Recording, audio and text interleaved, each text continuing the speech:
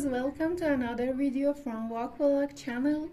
Today we want to visit Siyosepol bridge and walk on the bridge for about 10 minutes. Let me give you some information about this bridge. Siyosepol is a historical bridge located in Isfahan, Iran. It's one of the most famous landmarks in Isfahan. Maybe the question in your mind is why people call it Siyosepol. Because it has 33 arches along the length of the bridge.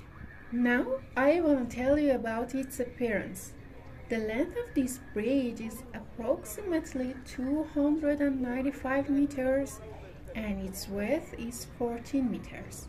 And it has 32 stone arches.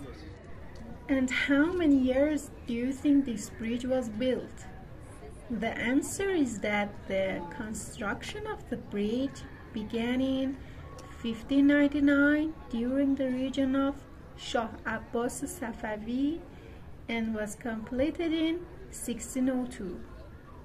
In the past, this bridge was basically built for pedestrians and horse-drawn carriages that traveled across the Zayandeh River.